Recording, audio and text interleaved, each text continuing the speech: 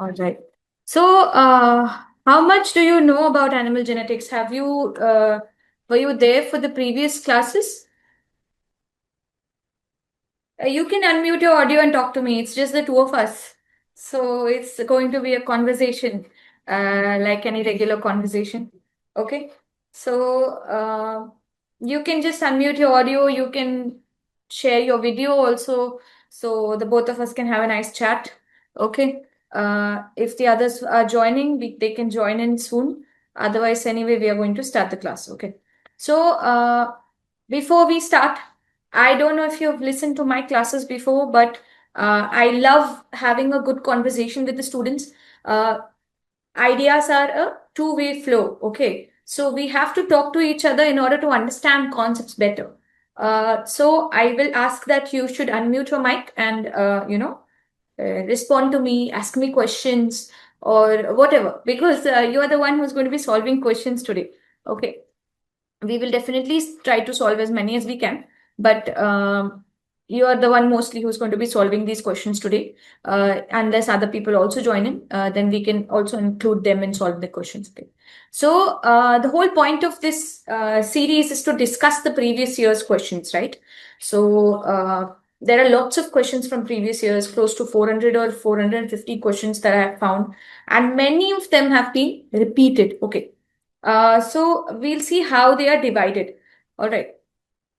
So, Acha, before we begin, what do you know about, like, have you studied animal genetics and breeding thoroughly? Have you taken already the course on AGB that is offered by Vice IAS, or that was done by me? So, like I said, this will be an interactive session. So it seems like you have not taken my classes already. So this is going to be an interactive session and we will try to talk to each other as much as we can. Okay. So let's proceed anyway. So the whole point of this course is to discuss the previous year's questions which have come inside the question papers. Okay. So we have gone back 15 years and we've tried to take the previous year's questions, analyze them, and pinpoint which sections the questions are coming from mostly. Okay, so now I'm going to, like, we've taken all the questions, accumulated them, and then we have divided them into different sections. Okay, so let's proceed with the PPT. As we go on, we'll see some sections as well. Okay, so now we've like I said, we've accumulated these questions, divided them into sections, and then we've tried to find out the answers to these questions using some standard reference books which are used in the Indian context. Okay, so the first book that we have used is G.C. Banerjee. We all know this textbook, a textbook of animal husbandry by G.C. Banerjee. Okay, it's that green book. Then there is another book called Handbook of Animal Husbandry, ICR publication, 4th edition. Okay, so this is also a good standard reference textbook. Okay, whenever you are in doubt about any concept or any definition, Handbook of Animal Husbandry can help you a lot. Okay, so this is another book. Then there is another textbook called Livestock Breeding from Concept to Application. So almost all the concepts regarding selection and breeding methods have been taken from this textbook. Okay, Livestock Breeding from Concept to Application. This is also an ICR publication. Okay, so this is also, it can be used as a standard reference book. Apart from this, we have also taken a textbook of animal breeding by Dr. S.S. Tomar. Okay, and if some answer was not available in any of these textbooks, we have referred to scientific research articles from credible sources like PubMed or NCBI. Okay.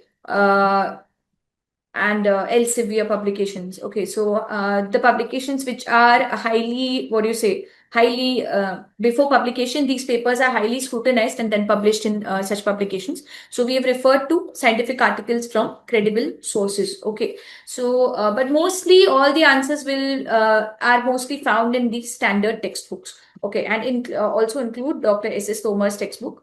That is also a good textbook, a textbook of animal breeding by Dr. S.S. Tomar. Okay, so these four textbooks have been included as standard reference books, based on which we have tried to formulate the answers for the questions. You can also use these as standard reference books for your own, reference, and you can also read through them. They are excellent textbooks as well for any doubts or any concept clarification regarding any particular topic. Okay. All right. Now, like I said, we've taken the PYQs and then we've divided them into certain headings. Okay, we've divided all the questions under certain headings and we have tried to pinpoint which is the heading under which we're getting the maximum number of questions. Okay, so from what I could see is maximum number of questions. So these are the 7 headings actually under which we have divided. So the first one is cytogenetics and molecular genetics. Considering that you have not already taken the classes for AGB, I'm going to, I'm going to expand a little bit on what all these things mean. Okay, so cytogenetics and molecular genetics will include concepts like chromosomes, okay, chromosome number, mutations, okay, then mutations, what else? Molecular genetics will include your DNA replication, transcription, translation, recombinant DNA technology, and all these concepts. Okay. Mendelian genetics will include all the genetic concepts which have been laid down by Gregor Johann Mendel, who is known as the father of genetics, right? So, Mendelian genetics includes your monohybrid cross, dihybrid cross, and any and all exceptions which are there to monohybrid and dihybrid crosses. Okay, for example, incomplete dominance, co-dominance, okay, such multiple allelism, epistasis, all these concepts are related with Mendelian genetics and non-Mendelian genetics. So we have divided, we have included such questions under Mendelian genetics. Okay. Then the third topic in which we've divided our PYQs is population genetics, which includes your gene and genotype frequencies and Hardy-Weinberg equilibrium. Okay, so this is regarding population genetics. Then in this, you will have, we'll see what kind of questions will be arriving from these kind of topics. Okay.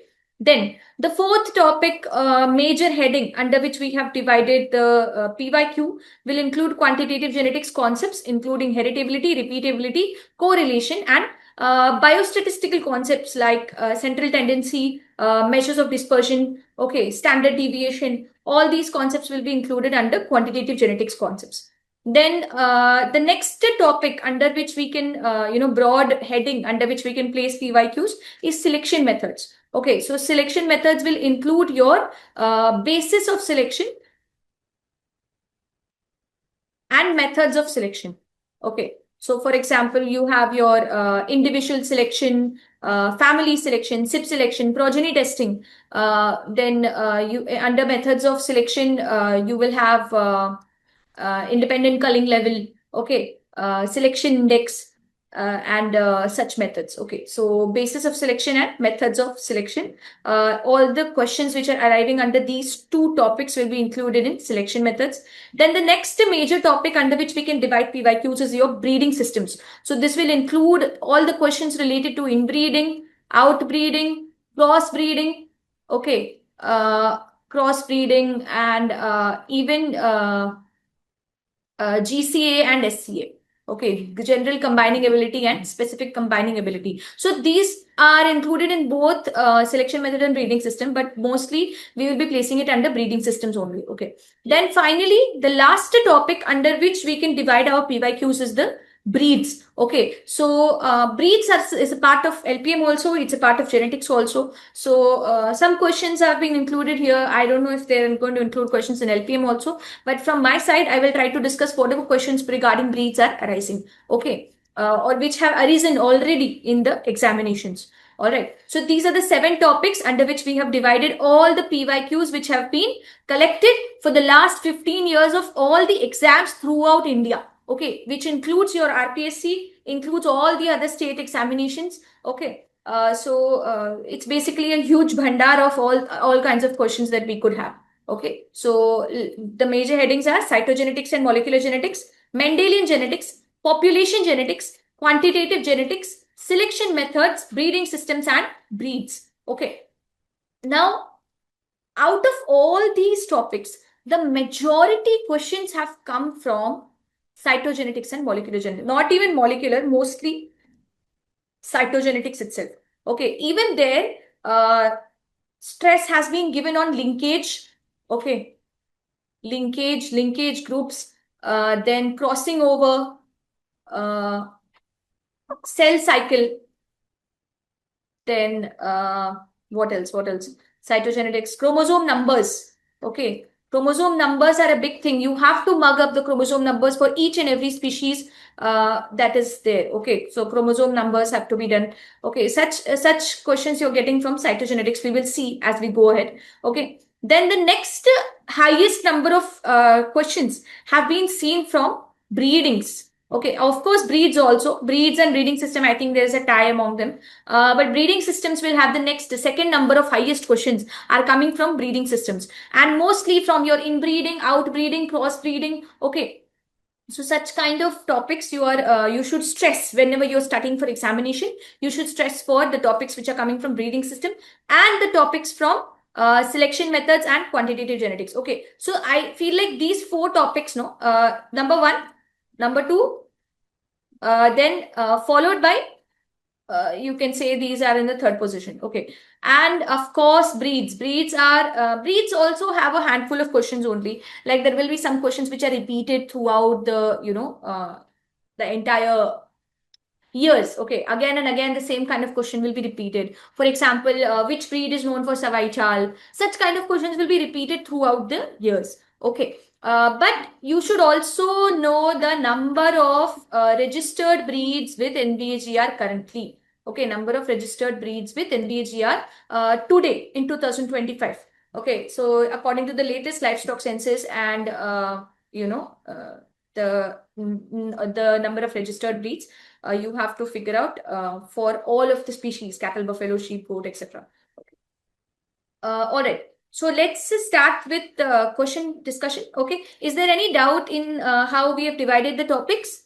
Anybody? Any doubt? If you have no doubt, write no. If you have any doubt, just write the doubt in the chat box. You can put it in the chat box. No doubt so far. All right. So let's proceed with the questions. Okay. So now, so that things don't get boring too much, what I've done is I've taken 10 questions from all these topics. Okay. I've taken 10 questions from here, 10 questions from here, 10 questions from here, 10 questions. Okay. So I've taken 10 questions from all the topics, and we will try to discuss these questions today. And I want you all to be clear in your concept when you're giving me the answer to the question. Okay. Considering that it's a PYQ discussion, I am not going to tell you the answer. You are going to tell me the answer. Okay. So let's start. Okay, can we start? Excited? Yeah? Okay, so let's start. So the first topic that we're going to discuss is cytogenetics and molecular genetics. Okay, so the first question in cytogenetics and molecular genetics, it's like KBC, first question for 1000. Okay, so let's start. The first question is, relative position of a gene on a chromosome is known as A, locus, B, point, C, allele, D, none of the above. What's your answer, Dr. Jayaprakash? Locus. Any idea? Locus, yes. What about Dr. Yash? Do you agree with this answer?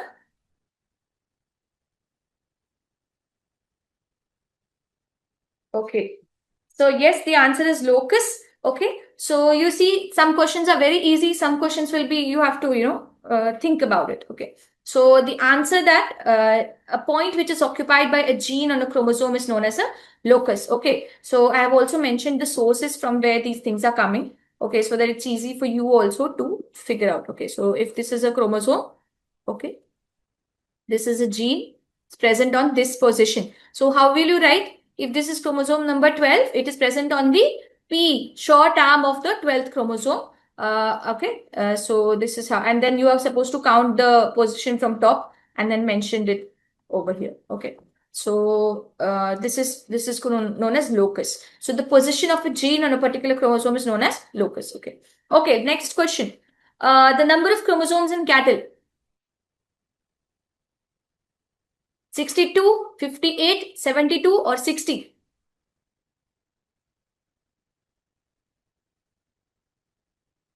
60. Yes, 60. Okay, yes, the answer is 60. That's correct. What about number of chromosomes in swine?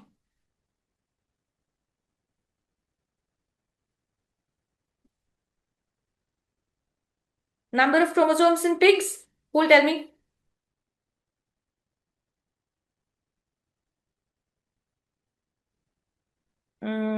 Okay, I'll give you options. Okay, yes, pig is 38, correct. Please don't Google and tell me, okay? No cheating. What about number of chromosomes in a cat? 38.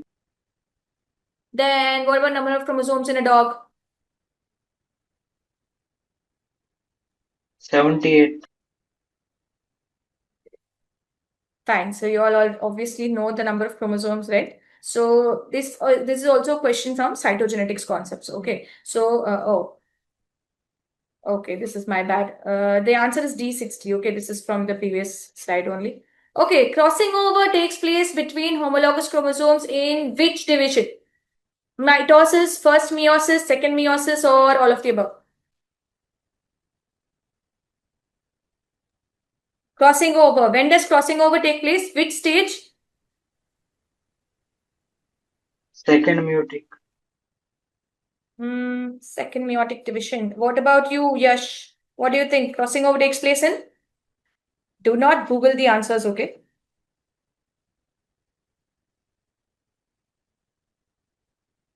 Do you agree? Second meiotic division? Dr. Yash?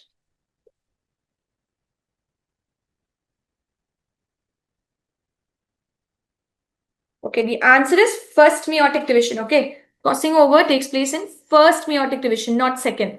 Now, can you tell me the phases of meiosis? So, like mitosis has phases, right? So, what are the different phases of mitosis? First, you tell me which division happens in reproduction. When we are talking about reproduction, whether there is meiosis or there is mitosis.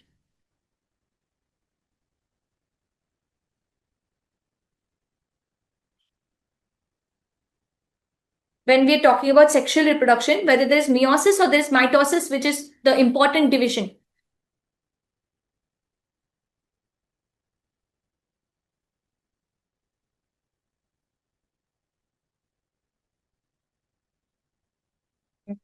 Okay.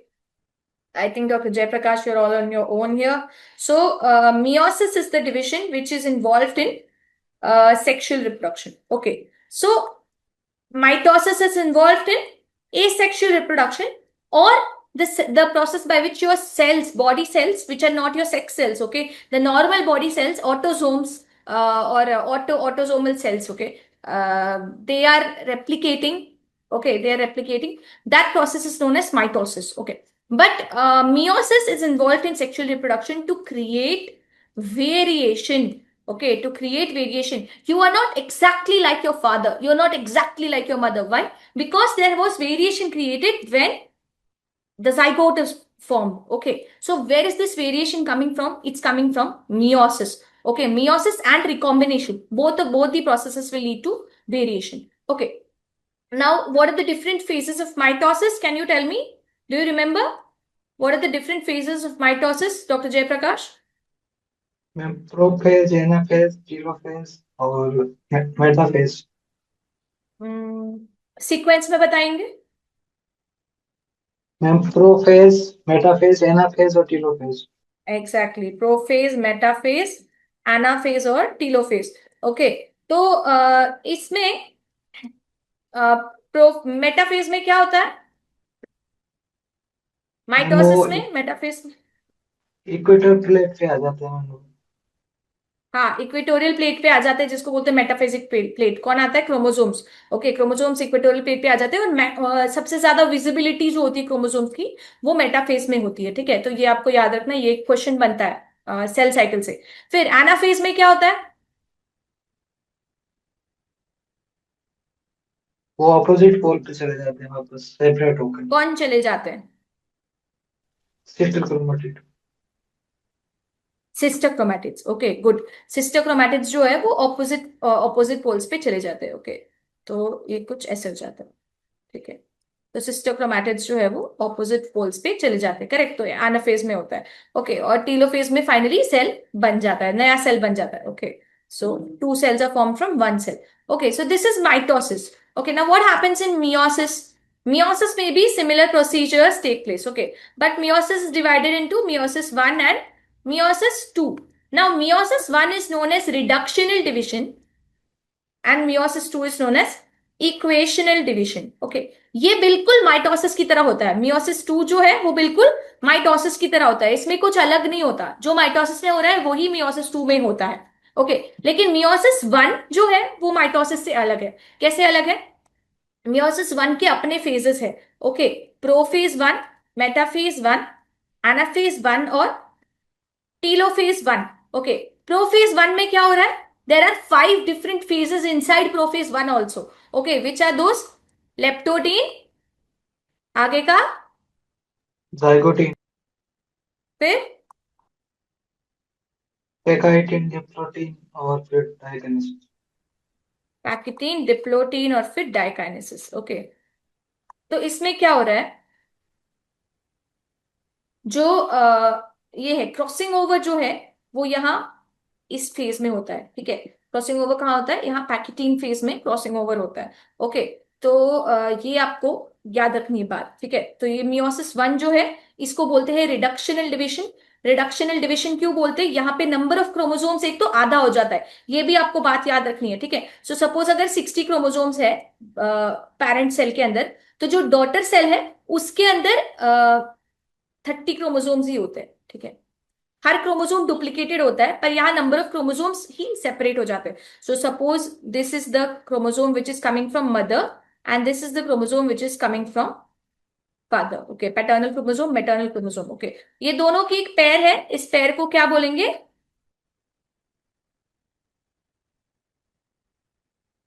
Homologous chromosomes. एक एक chromosome number 23, suppose ये 23rd pair of chromosome है, तो ये एक chromosome कहां से आया? मदर से। एक क्रोमोसोम कहां आया? फादर से। नॉर्मल सिचुएशन में जब सेल डिविजन नहीं कर रहा होता तो क्रोमोसोम्स ऐसे एग्जिस्ट करते। ओके, उसमें क्रोमैटिड एक ही होता है, दो नहीं होते। ये दो क्रोमैटिड कब बनते हैं? सबसे पहले रेप्लिकेशन होता है डीएनए का, रेप्लिकेशन होने के बाद ही डिवीजन हो सकता है, इसीलिए पहले रेप्लिकेशन होता है, फिर ये दो क्रोमैटिड बनते हैं। तो ये क्या है?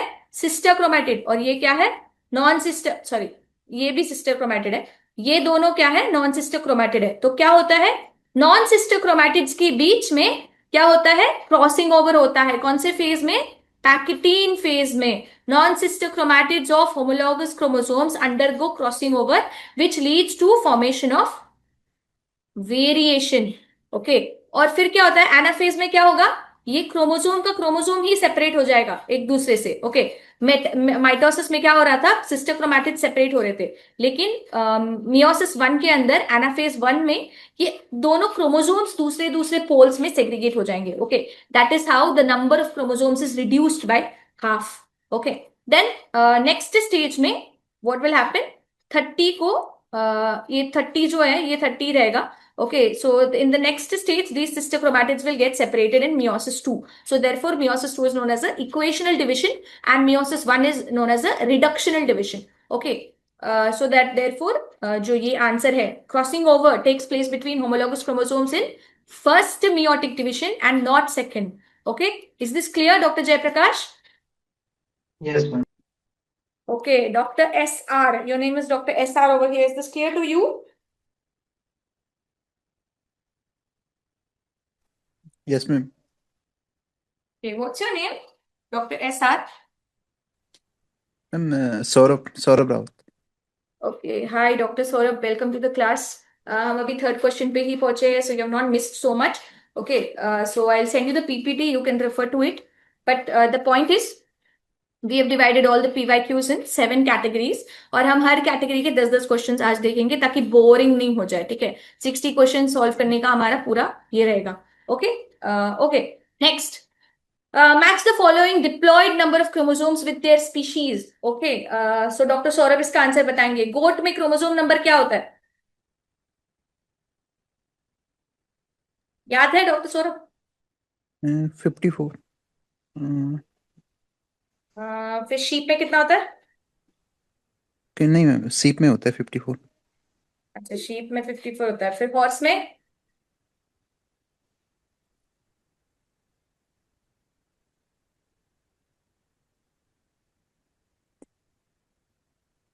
नहीं आता तो कोई बात नहीं, नो प्रॉब्लम।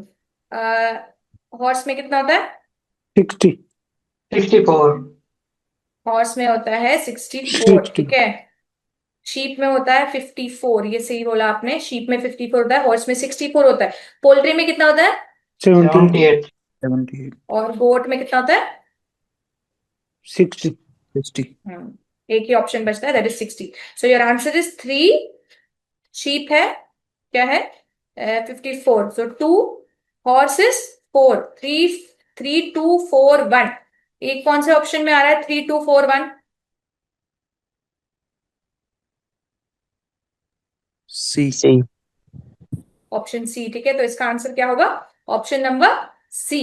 ओके, सो यही ये ऑप्शन है। तो क्रोमोसोम नंबर जो होता है स्पीशीज का, ये कंजर्व होता है फ्रॉम जनरेशन टू जनरेशन। कैसे कंजर्व हो रहा है? सेम मियोसिस 1 और मियोसिस 2 की वजह से ये जो क्रोमोसोम नंबर है वो कंजर्व रहता है from generation to generation thanks to meiosis. Okay, otherwise हर नए ऑर्गेनिज्म के साथ डबल हो जाता chromosome number. But because of meiosis 1, which is capable of reduction in chromosome number, यहाँ रिड्यूस होता है। जाइगोट बनने के बाद क्या होता है? यही क्रोमोसोम नंबर रिस्टोर हो जाता है। ओके, इसीलिए क्रोमोसोम नंबर जो है it is conserve. So you have to, moral of the story, you have to mug up all the chromosome numbers. Okay. Okay, next. Germplasm theory was proposed by which of the following scientists? Any idea? August Weismann. August Weismann, सही बात है। So August Weismann was the guy who proposed germplasm theory। और germplasm theory क्या कहती है कि ये उनकी बुक, ये उन्हीं की किताब से लिया है मैंने आंसर। तो ये उनकी किताब है germplasm, a theory of heredity. ये थियोरी क्या कहती है कि इनसे पहले जो व्हाट यू से इवोल्यूशन की, क्या इवोल्यूशन की जो स्टोरी है और उसमें जो थियोरीज प्रपोज किए गए थे, उसमें चार्ल्स डार्विन इससे इनसे पहले आते हैं, फिर जैन स्वामरडैम आते हैं।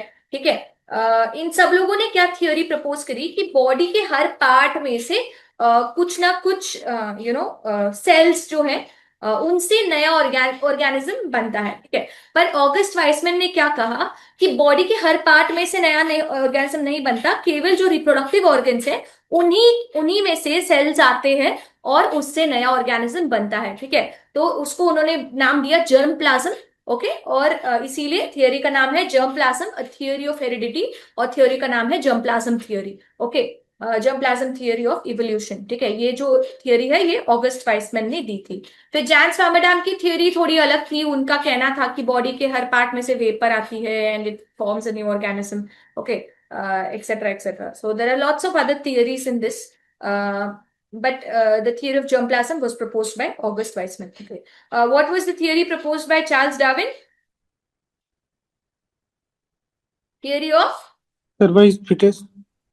survival of the fittest, also known as theory of natural selection. Okay, so natural selection, survival of the fittest, ये Charles Darwin ने propose किया। Okay. Then next, the term genotype and phenotype was coined by which of the following? Any idea? Johnson. Yes, Johansson ने ये term coin किया था। और Bateson ने कौन सा टर्म कॉइन किया था? क्रोमोसोम। ठीक है, बेटसन ये जो टर्म है, ये क्रोमोसोम जो टर्म है बेटसन ने कॉइन किया था। और जोहानसन ने जीन, जीनोटाइप और फिनोटाइप, ये तीनों टर्म्स उन्होंने कॉइन किए हुए। तो किसने कौन सा टर्म कॉइन किया ये भी आपको याद रखना है। ठीक है, तो बेटसन ने क्रोमोसोम, ओके, और जोहानसन ने जीन, जीनोटाइप और फिनोटाइप, ये तीन जो टर्म्स है ये कॉइन किए हैं। ठीक है, okay. The next question: if crossing over takes place in the linked genes, the proportion of new or recombinant offspring in population is how much? अगर linked genes के अंदर क्रॉसिंग ओवर होता है,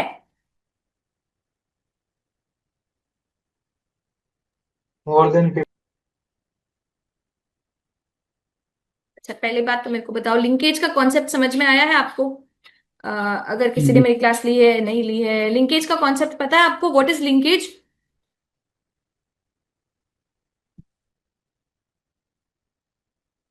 what is linkage? Anybody? What is the दो jeans अगर linked है मैं कहूं तो इसका क्या मतलब है? When I say that two genes are linked with each other, what do I mean?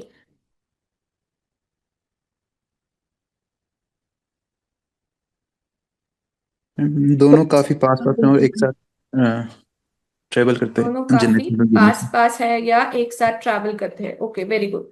तो अगर मैं कहूँ दोनों, एक मिनट, क्रॉसिंग ओवर प्रेजेंट है। क्रॉसिंग ओवर प्रेजेंट है, दोनों चीज के बीच में अगर लिंक्ड है तो hmm. Okay. Now let's clarify this concepts. Okay, तो किसी ने कहा कि लिंकेज का मतलब होता है जब दोनों जीन्स पास पास लोकेटेड है क्रोमोसोम्स पे, तब वो दोनों लिंक्ड है। ये बिल्कुल सही बात, ठीक है। अब ये दोनों जीन्स है कैपिटल ए और कैपिटल बी। ओके, ये आता है मैटरनल क्रोमोसोम, ये है paternal chromosome. Okay, we all know कि क्रोमोसोम्स एग्जिस्ट इन पेयर्स, एक क्रोमोसोम आया मम्मा से, एक क्रोमोसोम आया पापा से, ठीक है। ये है उसका ए और बी, ये दो एलील्स है। एलील क्या होता है? Alternate forms of a gene are known as allele. Okay, suppose capital A is coding for, अच्छा बी से एक हेयर कलर कर देते, suppose capital A is coding for blue eyes and small A is coding for black eyes. And suppose capital B is coding for black hair color and small b is coding for brown hair color. अगर दो jeans एक दूसरे से linked है मतलब क्या? दोनों बहुत पास पास में है, ठीक है। तो क्या चांस है कि इन दोनों का ये जो कैपिटल मतलब okay, before we move forward there is one more thing that we should know, कि अगर किसी एनिमल का ये कॉम्बिनेशन है, ठीक है, तो इसका ये क्या होगा? What will be the phenotype of this animal based on this information? Tell me the phenotype of this animal. Blue eye black hair. Blue eye and black hair. Blue eye and black hair, ठीक है। तो इसका मतलब है ये जो है ये कॉम्बिनेशन देता है ब्लू आई ब्लैक हेयर। ये कॉम्बिनेशन क्या देता है? ब्लैक आई ब्राउन हेयर, ठीक है। ओके, नाउ अगर दो जीन्स के बीच में लिंकेज है तो द चांस कि this combination will be broken, ये ए और बी टूट जाए एक दूसरे से, कैपिटल ए और कैपिटल बी के बीच में क्रॉसिंग ओवर हो, ओके, ये बहुत कम होता है। ओके, तो when ever there is linkage the chance of crossing over goes down because simple physical fact कि दोनों एक दूसरे के बहुत पास में लोकेटेड है। तो अगर हमें यहाँ पे एक्सचेंज करना है, ठीक है, if we want to cause exchange between these two chromosomes, it is not possible और रादर वेरी डिफिकल्ट टू, मतलब इन दोनों का को तोड़ के ये डिफिकल्ट होगा कि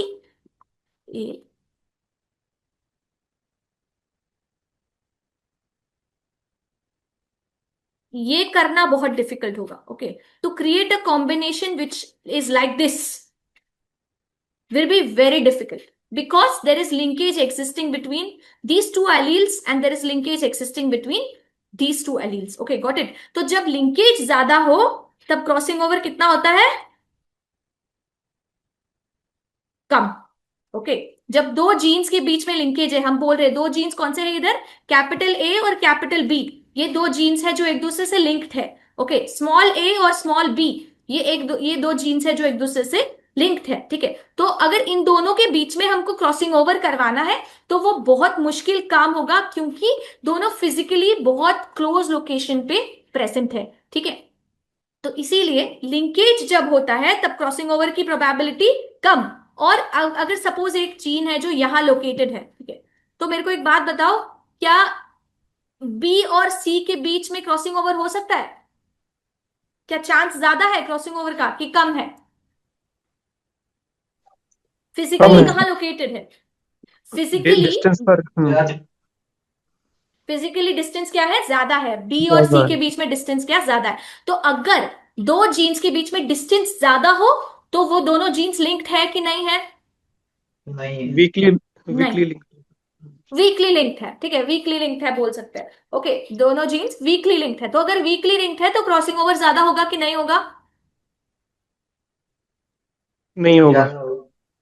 ज्यादा हाँ, होगा। ज्यादा होगा। दोनों जीन्स अगर वीकली लिंक्ड है, डिस्टेंस ज्यादा है, लिंकेज कितना हुआ? कम, तो क्रॉसिंग ओवर कैसे हुआ? ज्यादा। ओके, तो हम कह सकते हैं कि बी और सी जीन्स के बीच में क्रॉसिंग ओवर होना पॉसिबल है, लेकिन ए और बी जीन्स के बीच में क्रॉसिंग ओवर होना बहुत ही मुश्किल काम है। तो अगर हमें ऐसे रिकॉम्बिनेंट्स प्रोड्यूस करने हैं जो small A stands for blue eyes, blue eyes और ब्लैक हेयर, ओके, और ये क्या होगा, ब्लैक आइज और whatever, this is black I, sorry, ये होगा ब्लू, ब्लू आई और ब्राउन हेयर, ठीक है। ये क्या बोलेंगे हम, इसको रिकॉम्बिनेंट बोलेंगे। रिकॉम्बिनेंट मतलब ये अपने पेरेंट्स से अलग दिखते हैं, क्यों, क्योंकि इनमें क्रॉसिंग ओवर हुआ था। ओके, पर ये क्रॉसिंग ओवर करवाना बहुत मुश्किल काम है, क्योंकि ये दोनों जीन्स क्या है, लिंक्ड जीन्स है। इसीलिए अगर क्रॉसिंग ओवर होता है लिंक्ड जीन्स के बीच में, तो proportion of recombinants is always less than 50, more than 50, less than 25, none of the above. Less Less than 20. Direct less ही होगा ना 50 से कम। लेस ही होगा, पर हमेशा 50 से बात करते हैं हम लोग, ठीक है। रिकॉम्बिनेशन 25 का कोई संबंध नहीं है यहाँ पे, लेस देन 50 आंसर होता है। क्यों, क्योंकि अगर लिंकेज नहीं है, maximum possible recombination is 50%, okay. But generally also अगर लिंकेज नहीं है तो 50% से ज्यादा recombination, maximum possible recombination is 50% anyway, but if linkage is there, recombination will be definitely less than 50%. Got it? So most of the genes which are linked will have recombination percent less than 50%. Okay, so because parental combination appears more than expected frequency, it is termed as linkage. When crossing over takes place, the frequency of recombination is always less than expected. Therefore, it is less than 50%. ठीक है, मतलब parental combination का क्या मतलब है, parental combination of traits. Traits मतलब वो black hair blue आई जो हम बात कर रहे थे, दैट इज ट्रेट। ओके, तो दो ट्रेट्स के बीच में, मतलब हर बार जो नेक्स्ट जनरेशन होगी, हर बार उसके अंदर ब्लैक हेयर ब्लू आईज ही होंगे, हर बार। ओके, क्योंकि ये कॉम्बिनेशन था, ठीक है। हर बार उसके अंदर ब्लैक हेयर और ब्लू आईज ही होंगे, और हर बार इन दोनों, अगर ये दोनों क्रोमोसोम्स ये दोनों एलील्स जाते, तो हर बार इनमें क्या होगा, ब्राउन हेयर और ब्लैक आइज ही होंगे, ठीक है। तो इसको बोलते हैं parental combination. Okay, recombinant combination क्या होगा, ये अगर ऐसे हो गया तो क्या होगा, कॉम्बिनेशन एक्सचेंज हो जाएंगे, ट्रेट्स जो है वो एक्सचेंज हो जाएंगे, ठीक है। ये एक्सचेंज बहुत कम बार होता है, specially in case of linkage. The exchange is always less than 50% because the number of, मतलब फ्रीक्वेंसी गिन रहे हैं हम लोग, फ्रीक्वेंसी मतलब क्या, number of parental types divided by total number of progeny, ठीक है, ठीक है, and then number of recombinant types divided by total number of progeny. इस केस में, लिंकेज के केस में ये हमेशा ज्यादा होता है, 80%, 90%, ऐसा, you get things like this. So number of recombinant is always less. Okay,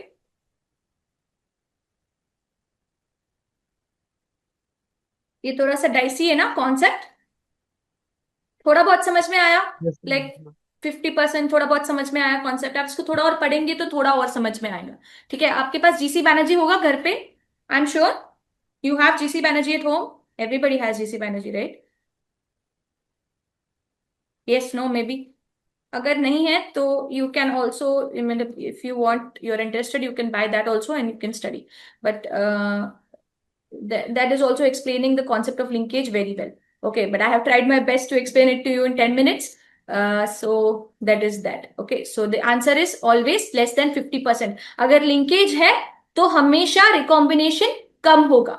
okay, linkage नहीं है तो रिकॉम्बिनेशन फ्रीक्वेंसी ज्यादा हो सकती है, पर लिंकेज है तो रिकॉम्बिनेशन हमेशा कम होगा। Okay, okay, let's come to the next question. Match the following, monosomic, trisomic, tetrasomic, nullisomic. सबसे पहले मेरे को बताओ ये क्या चीजें हैं, मोनोजोमी, टेट्राजोमी, ट्राइजोमी, इसका क्या मतलब होता है, किसी को पता है, एनी आइडिया? ये मैम म्यूटेशन की वजह से क्रोमोसोम के नंबर के अंदर, वो सेट के अंदर डिफरेंट है। क्रोमोसोम के नंबर के अंदर म्यूटेशन होते हैं। अच्छा, यूप्लॉइडी, बिल्कुल सही बात है यश, ठीक है। यूप्लॉइडी नहीं बोलते इसको, एन्यूप्लॉइडी बोलते हैं। क्या बोलते हैं? एन्यूप्लॉइडी, ठीक है। तो मतलब प्लॉइडी से रिलेटेड है। प्लॉइडी मतलब नंबर ऑफ क्रोमोसोम, ओके। इसको बोलते हैं एन्यूप्लॉइडी। एन्यूप्लॉइडी मतलब एक ही पेयर में पूरा सेट चेंज नहीं हो रहा है। पूरा सेट चेंज हुआ तो हम क्या बोलेंगे उसको? Haploid, diploid, tetraploid, okay, triploid, okay. तो तब पूरा सेट चेंज होगा। अगर पूरा सेट चेंज नहीं हो रहा है तो हम उसको क्या बोलेंगे?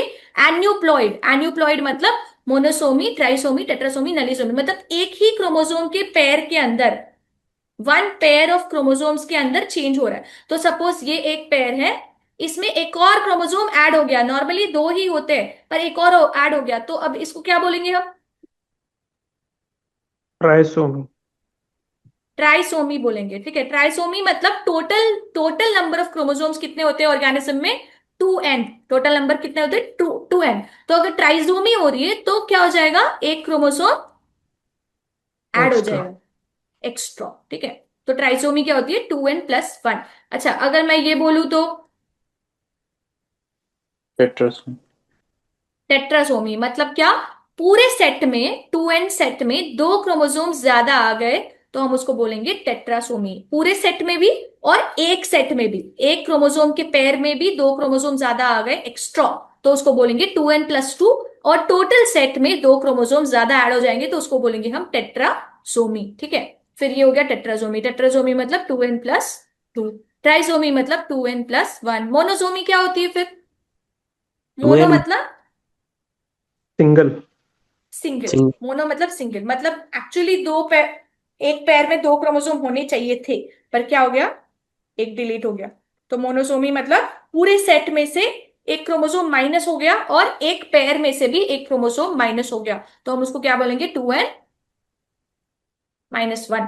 और फाइनली नलीसोमी। नल मतलब जीरो, शून्य। नल मतलब not there, okay. So nullisomy मतलब 2n-2। ओके, तो हमारा आंसर क्या होगा? सी। सी क्या है? 1 2 3 4। 2n-1, 2n+1, हाँ सही बात है, सी होगा आंसर, ठीक है। Answer will be C. So these are the four types of numerical aberrations which are there in chromosomes, okay. So this is the answer. Very good, at least you are aware of this. Very good. Okay, next. Whenever over 50% of gametes contain parental combination and less than 50% contain recombinant combination, it is a case of, अभी अभी पढ़ा हमने, linkage. Linkage. As, okay. अब थोड़ा और clear हुआ। तो अगर मतलब if suppose two genes are linked, actually क्या होना चाहिए था? रैंडम असॉर्टमेंट होता है, राइट? यू नेवर नो, मतलब the genes are randomly segregated, okay. But it should not be 50% or it should not be less than 50%. There should be an equal chance of any gene to go anywhere, okay. But because of linkage, what happens is the two genes don't get independently assorted. As a result, both of them travel the same way to the next generation. Therefore, parental combinations are always more than 50% and recombinants are always less than 50% in case of linkage, okay. So the answer is linkage. Very good. Okay, so this is that. Then this question is also on linkage. So you see linkage पे कितने questions आ रहे हैं? ये 10 question में मैंने 3 question linkage से निकाल दिए। So linkage is an important topic for you to study. Linkage, crossing over, mitosis और मियोसिस, ये 4 टॉपिक्स बहुत ज्यादा इंपॉर्टेंट है आपके लिए to study from cytogenetics portion, okay. So in linked genes, recombinant gametes are less than 50%। less than 50%, okay. So यही question, ये तो 2 बार रिपीट हो गया question. So you see same question होता है, इसको लोग अलग अलग तरीके से फ्रेम करके they will ask you, okay. Alright. So those were our 10 questions from cytogenetics. Now let's move on and see some questions from Mendelian genetics. So as we said in the beginning, Mendelian genetics क्या था? क्या क्या था Mendelian genetics के अंदर?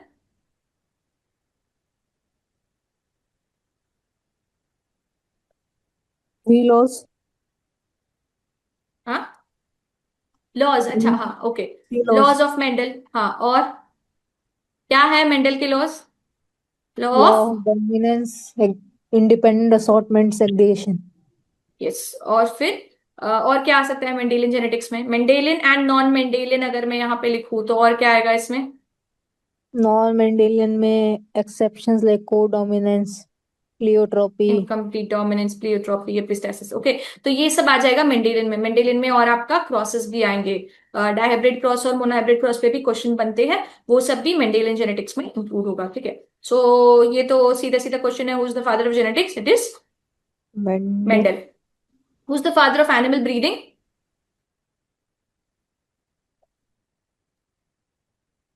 Robert Who's the Backwell. father of animal? Okay, who's the father of modern animal breeding? Father of animal breeding is Robert Bakewell. Who is the father of modern animal breeding?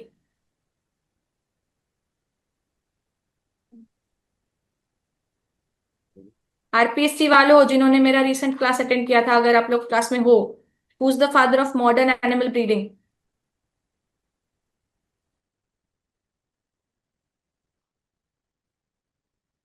नाम सुना है? J.L. Lush. Okay, he's known as the father of modern animal breeding. Okay, and Robert Bakewell is the father of animal breeding. ठीक है, all right. Then milk production in cows is an example of which kind of inheritance? Sex limited. Limited. Sex Yes, limited. Alright. sex limited inheritance. Okay, sex linked क्या होता है? Sex linked inheritance क्या होता है?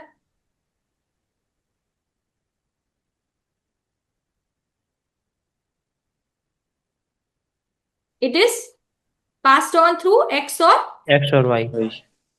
ठीक है, सीधे सीधे सेक्स लिंक्ड मतलब it is related to only one sex. तो X और Y chromosome, it's related to sex chromosome actually, not one sex, related to the sex chromosome. तो it is passed on through X और Y chromosome. Okay, तो जो jeans Y chromosome पे पास होते हैं उनको क्या कहते हैं?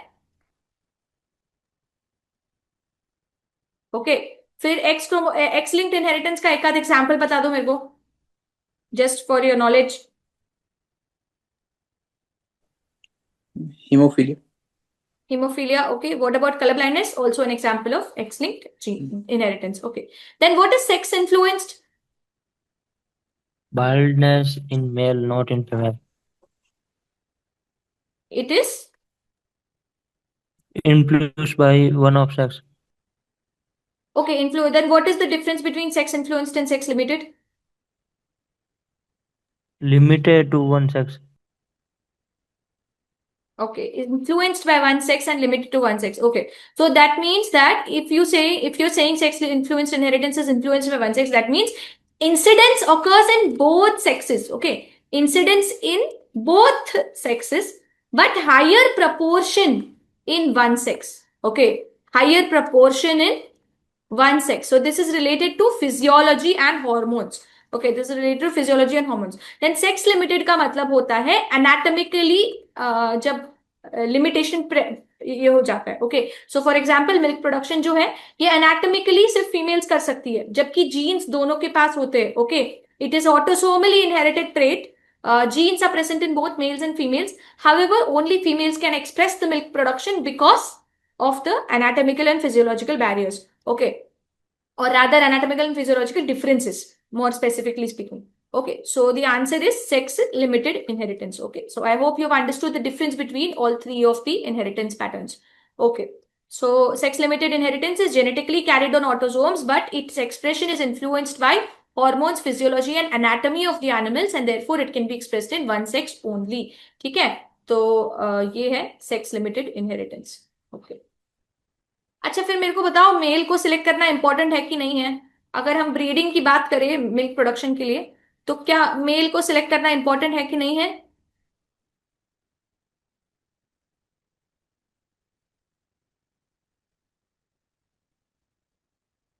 Yes, ma'am.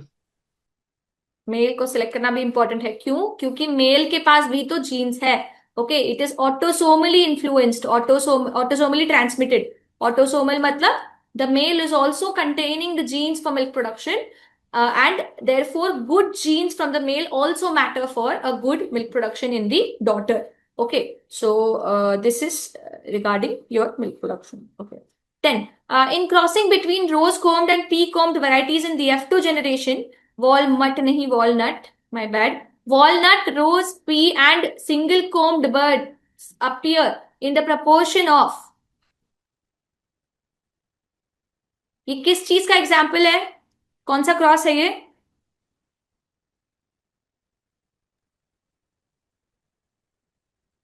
कितने ट्रेड्स को स्टडी कर रहे हैं हम यहाँ पे, एक ट्रेड है या दो ट्रेड्स हैं? Two traits are there. Which are the two traits? Rose comb and pea comb. These are the two traits. Rose comb and pea comb. हम इन दो traits को सिलेक्ट कर रहे हैं, ठीक है। रोज और पी कोम को क्रॉस करने से हमको चार टाइप के कोम मिल रहे, walnut, pea, rose and single. Okay, that means this is a dihybrid cross. So what is the phenotypic F2 ratio for dihybrid cross? 9:3:1. 9:3:1। तो हमें देखना क्या है क्वेश्चन में, रेशियो दिखते ही सबसे पहले आपको ये देखना है कि कितने traits are there, how many traits are we studying here, ठीक है, how many trades.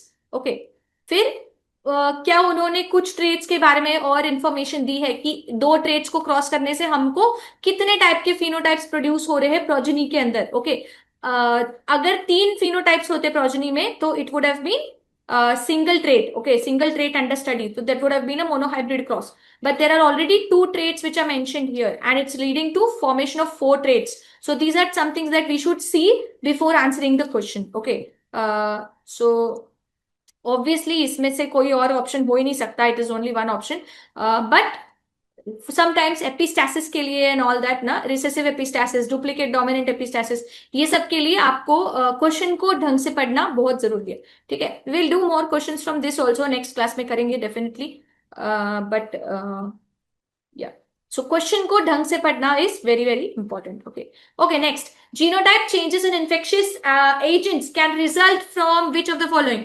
Mutation, recombination, transduction, all of the above.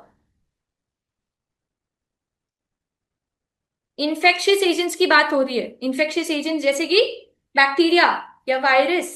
Okay, bacteria की बात करते हैं, तो Mutation.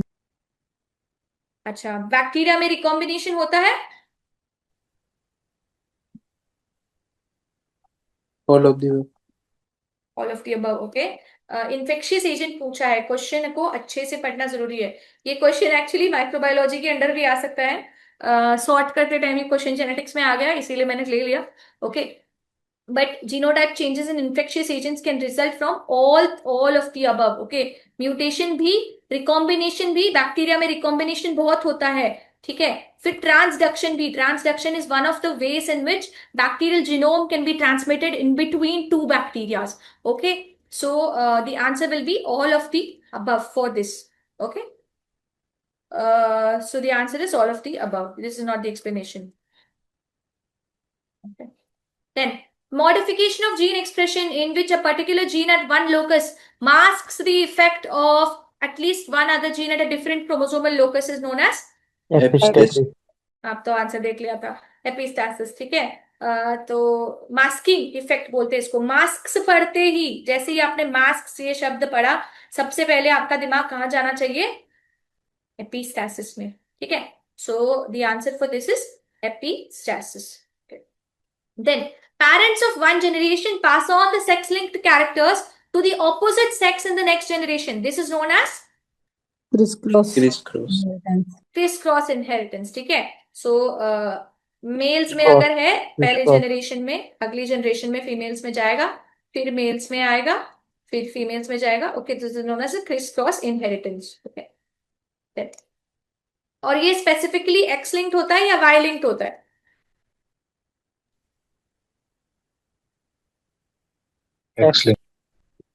एक्स लिंक्ड ही हो सकता है, ओके, क्योंकि फीमेल्स में भी जब जाता है तब it is only X linked, Y linked can never go to females. Okay, okay, next, reappearance of an ancestral trait but not parental trait after several generations is known as, इसका question का मतलब समझ में आया? Atavism. It's known as atavism. Okay, ancestral मतलब बहुत साल पहले, बहुत सारे एंसेस्टर्स के पहले कोई एक ट्रेट था फैमिली के अंदर। ओके, ये ट्रेट जो है ये किसी किसी जीन में से पास ऑन होता गया बट कभी एक्सप्रेस नहीं हुआ, ठीक है। और 7 जनरेशन के बाद ये ट्रेट फिर से 7th जनरेशन में सपोज एक्सप्रेस हो गया, okay, so this is known as atavism. इसको क्या कहते हैं? एटाविज्म कहते हैं, ओके। बाकी क्या होता है? ऑटोगैमी का मतलब होता है सेम इंडिविजुअल के गैमीट्स को फ्यूज करके जब नया इंडिविजुअल बनता है तो it's a form of sexual reproduction, okay. Autogamy is a form of reproduction involving the fusion of gametes from the same individual. Then asynapsis is the biological process of meiosis when homologous chromosomes fail to pair up and associate with each other। asynapsis मतलब synapsis क्या हो रहा था? meiosis 1 में synapsis होता है, right? सो वो synapsis fail हो जाता है, homologous chromosomes don't come next to each other, okay, so that is known as asynapsis procedure। उस केस में ना क्रॉसिंग ओवर होगा, फिर पूरा meiosis ही खराब हो जाएगा, ठीक है। So that is known as asynapsis। And what is amphidiploid? amphidiploid का मतलब है कोई भी ऑर्गेनिज्म जिसके अंदर क्रोमोसोम को का नंबर डबल हो चुका है, ओके, क्रोमोसोम का नंबर डबल हो चुका है after a cross between two parent species resulting in a cell with a diploid number of chromosomes from each parent. इसका क्या मतलब है? Okay, this set is coming from mother, this set is coming, मतलब basically 2n की जगह 4n हो रहा है उसके अंदर, okay. So amphidiploid is an organism जिसमें क्रोमोसोम डबलिंग हो चुका है और क्रॉस के बाद after a cross between two different parental species there has been chromosome doubling, resulting in a diploid set of chromosomes from each parent, so it is inheriting diploid chromosomes from both parents, okay, so that is known as amphidiploid, and the parents are also coming from two different species, इसीलिए amphidiploid, okay। So that is the meaning of the other three options। atavism का मतलब तो यही होता है कि जब reappearance होता है, but these three options also have some meaning, they are not random options, so this is the meaning given for each of these three options, okay, okay। Threshold characters are controlled by how many genes? Anybody? What are threshold characters? Does anybody know?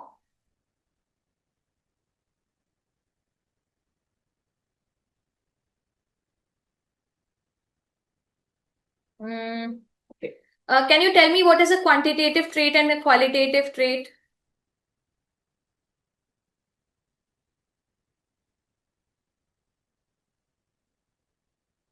I'll give you two traits, okay?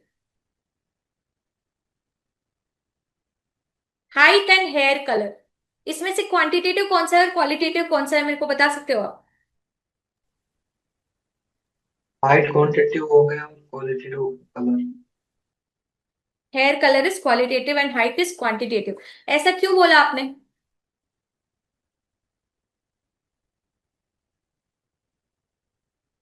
Qualitative तो किसी appearance के base पे हमने बता दिया, सिर्फ physical हम्म appearance या physical factor. हम्म और हाइट? और हाइट में जो पर्टिकुलर जीन है, ट्रेट है, वो कंट्रोल कर रहा है, वो पास ऑन हो रहा है। वो तो कलर भी पास ऑन करते हैं ट्रेट्स। आपके सर में ब्लैक कलर के बाल, coat colour of anybody is based on genes. Why quantitative for height? Measure कर सकते मेजरेबल है, मैंने जीन measurable है। कंट्रोल कर दिया। Quantitative many gene control. अच्छा ठीक है, मैनी जीन कंट्रोल, ऐसा ये सब थ्योरी पता है आपको, ठीक है। मैनी जीन कंट्रोल मतलब पॉलीजेनिक हो गया, ठीक है, ओके। तो आप कहना चाहते हैं कि क्वालिटेटिव ट्रेट्स जो होते हैं वो मोनोजेनिक होते हैं, या 1 or 2 genes will be controlling this particular trait, okay fine. 1 or 2 genes will control this particular trait, okay. पर एक और इम्पोर्टेंट बात आपने कही नहीं। आपने हेयर कलर के बारे में तो सही बता दिया कि देखने से बता दिया आपने, पर हाइट को क्वांटिटेटिव क्यों बोल रहे हैं? उसके नाम में छुपा हुआ है। Measurement measurable measurable. मेजर कर सकते हैं, ठीक है, ये मेजरेबल होता है। और ये इसको मेजरेबल होता है, और ये क्या होता है? इसको मेजर नहीं कर रहे, इसको देख के बता रहे, ठीक है। Measurable and continuous, okay. Height क्या है? कंटिन्यूअस है। कंटिन्यूअस मतलब क्या? हाइट 12.3 सेंटीमीटर भी हो सकती है, 12.32 सेंटीमीटर भी हो सकती है, 12.4 सेंटीमीटर भी हो सकती है, ठीक है। जबकि क्वालिटेटिव ट्रेट का क्या मतलब है? या तो वो एक कैटेगरी में आएगा या तो दूसरी कैटेगरी में आएगा, तो ये क्या हो गया? कैटेगोरिकल हो गया, ठीक है, ये कैटेगोरिकल हो गया, ठीक है। अब ये सब तो ठीक है, अब मेरे को बताओ डायबिटीज क्वालिटेटिव है कि क्वांटिटेटिव? क्वालिटी। कितने लोग कहते हैं क्वालिटेटिव, कितने लोग कहते हैं quantitative?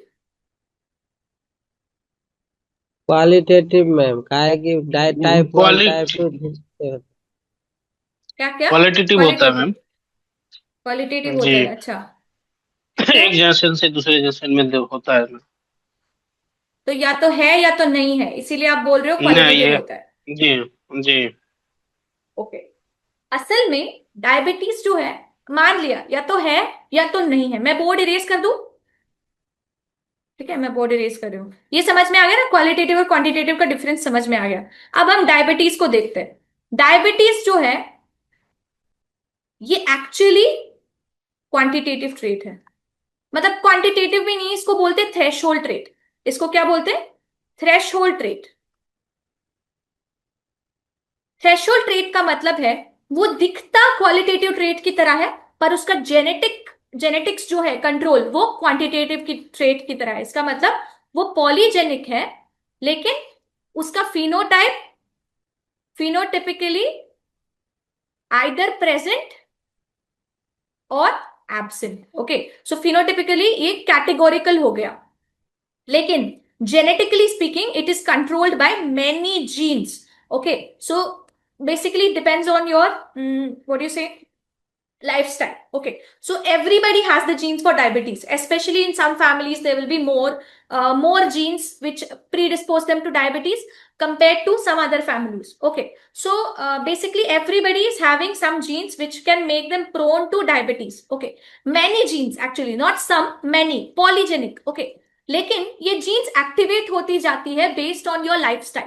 Okay, now suppose these are the number of genes which are controlling diabetes. Okay, so now ये एक जीन एक्टिवेट हो गई, ये एक जीन हो गई, ये एक जीन हो गई, ये एक जीन हो गई, ये हो गई, ये हो गई, ये हो गई, ये हो गई, ये हो गई. सपोज 100 जीन्स एक्टिवेट हो गई. ठीक है, 100 genes, और टोटल नंबर ऑफ जीन्स है 3000 which are controlling diabetes. Okay, suppose, okay, so it's a hypothetical scenario where say 3000 genes are controlling a disease and 100 genes activate होने के बाद disease दिखने लग जाता है, और 100 जीन्स के नीचे अगर सिर्फ 99 जीन्स एक्टिवेटेड है तो डिसीज नहीं दिखता. ठीक है, लेकिन कितने जीन्स कंट्रोल कर रहे हैं? 3000 जीन्स है जो इसको कंट्रोल कर रहे हैं, पर 100 जीन्स एक्टिवेट होने के बाद ये डायबिटीज दिखने लग गया. 99 जीन्स अगर एक्टिवेट हुए तो you are safe, still you don't have diabetes. The moment 100th gene gets activated you will start showing signs of diabetes. If 200 genes get activated, your diabetes will become worse. Okay, severity जो है वो increase हो जाएगी. Okay, so it has a threshold value. Threshold का क्या मतलब है? एक वैल्यू जिसके ऊपर डायबिटीज दिखता है और एक वैल्यू जिसके नीचे डायबिटीज नहीं दिखता. वो वैल्यू क्या है? 100 जीन का एक्टिवेशन. ओके, सो इसीलिए threshold boundary character. Limit ma'am, हाँ, बाउंड्री लिमिट एक क्या है? बाउंड्री लिमिट एक हाँ, लिमिट, हाँ सही कह रहे हो, एक बाउंड्री लिमिट, एकदम सही बात है. एक बाउंड्री लिमिट है जिसके आगे डायबिटीज दिखने लग जाएगा, जिसके पीछे डायबिटीज नहीं दिखेगा. ठीक है, जैसे 100वीं जीन एक्टिवेट हो गई, डायबिटीज आपको दिखने लग जाएगा क्लिनिकली स्पीकिंग. ओके, तो इसका मतलब क्या? डायबिटीज दिखता है क्वालिटेटिव ट्रेट की तरह, या तो है या तो नहीं है, लेकिन कंट्रोल कितने जीन्स का है उसके ऊपर? बहुत सारे. तो क्वांटिटेटिव ट्रेट होते हुए भी क्वालिटेटिव ट्रेट की तरह अपीयरेंस देता है, इसीलिए उसको क्या कहते हैं? Threshold character. एक थ्रेशोल्ड वैल्यू, एक लिमिट वैल्यू जिसके ऊपर डिसीज स्टार्ट्स गेटिंग एक्सप्रेस्ड, जिसके नीचे disease is not expressed. So इसका आंसर क्या होगा? Threshold characters are controlled by many gene. many genes. Okay, threshold characters are controlled by many genes. Very good. Okay, now let's go to the next question. If all the individuals are regarded as homozygous for one allele, then the particular locus in that population is said to be polymorphic, dimorphic, monomorphic, none of the above. Question समझ में आया?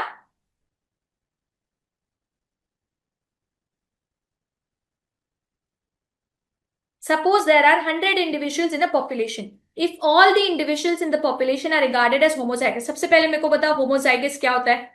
What do you mean by homozygous?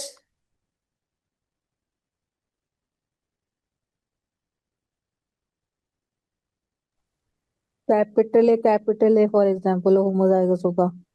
Same capital form of A homozygous है. ठीक है, अगर मैं बोलूं कि अच्छा, suppose let's say capital A is controlling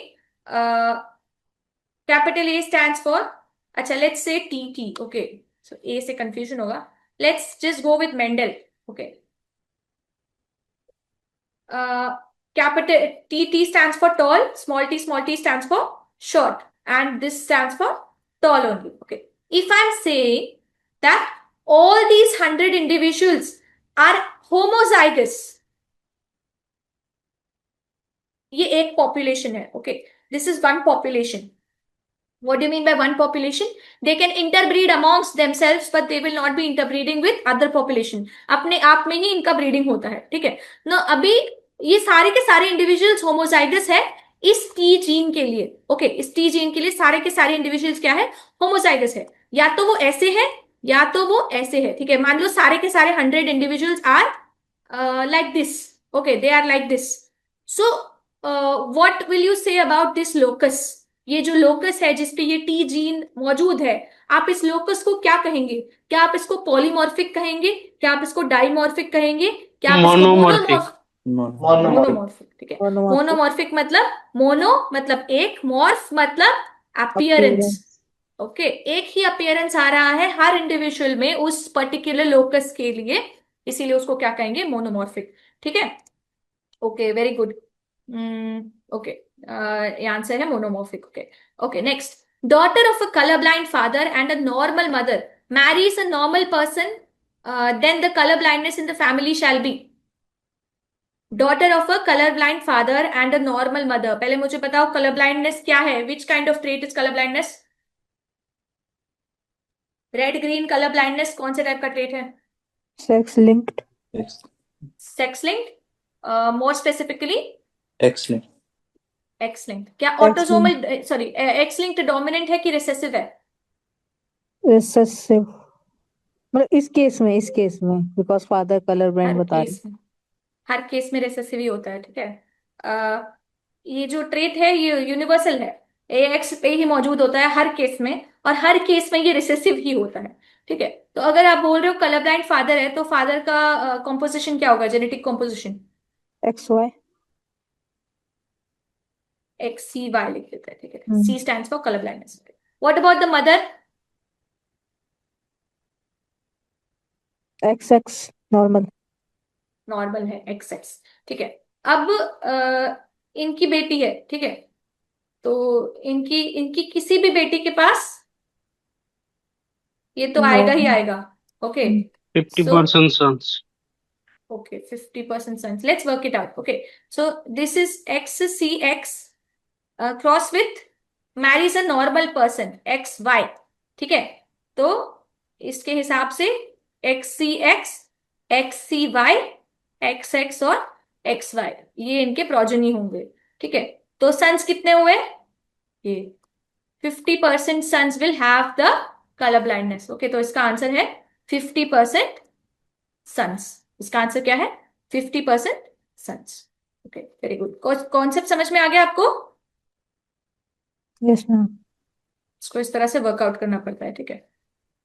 okay, okay, so we have completed our 10 questions today's 10 questions for Mendelian genetics. Okay, तो ये सब भी मेंडेलियन जेनेटिक्स का ही पार्ट है. क्या कहते हैं उसको, क्रॉसेस वर्कआउट करना, all this comes under Mendelian genetics only. Okay, now let's come to population genetics. So population genetics में क्या आएगा आपका? Gene frequency, genotype frequency, Hardy Weinberg equilibrium, ये सब किस में आएगा? पॉपुलेशन जेनेटिक्स में आएगा. ओके, तो पहले मुझे बताओ जीन फ्रीक्वेंसी क्या होती है? पॉपुलेशन जेनेटिक्स में दो तीन ऐसे वो है लेटर्स है जो काफी यूज होते हैं. कौन से लेटर्स है वो? P, PQ. Q, ठीक है, P and Q. P stands for frequency of dominant allele. dominant allele, okay, and Q stands for frequency of recessive allele. Okay, और जीन फ्रीक्वेंसी क्या होती है? P और Q जीन फ्रीक्वेंसीज होती है, ठीक है. और what is genotype frequency? Genotype frequency P P square Q square. Okay, so P into P, Q into Q. Q genotype क्यों बोल रहे हैं उसको? क्योंकि capital A, small a, small a, small a. This will be P into P. This will be Q into Q. This will be P into Q. ठीक है, तो इसीलिए इसको बोलेंगे हम जीनोटाइप फ्रीक्वेंसी। पर ये 2pq क्यों लिखते हैं? क्योंकि जब हम क्रॉस करेंगे इसका, तब ये जो है ये 2 बार आएगा, 1:2:1, इसीलिए 2pq। Okay, alright, so let's start with the questions. Fraction of all alleles that occur at a given locus in a specified population is termed as?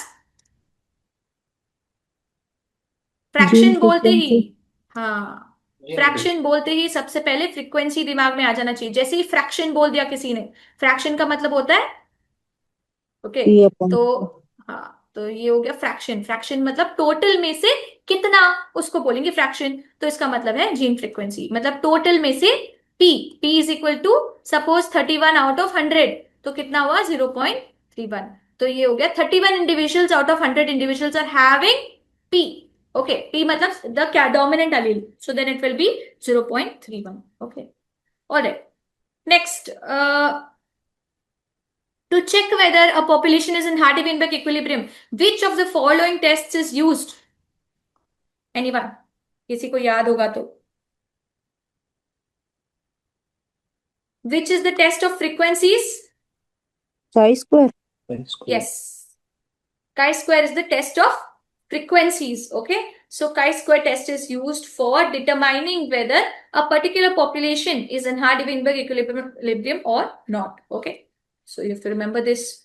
Okay, observed frequency और expected frequency उसमें calculate करते हैं, ठीक है? Okay, movement of breeding animals into a population is known as Immigration. immigration. Okay, immigration, और ये क्या है? E-migration. E-migration मतलब बाहर जाना, E-migrate मतलब eject, उस तरह से E-migrate, तो बाहर जाना। Immigration मतलब अंदर। Okay, so movement of breeding animals into a population is termed as immigration. Okay, okay, what is genetic drift?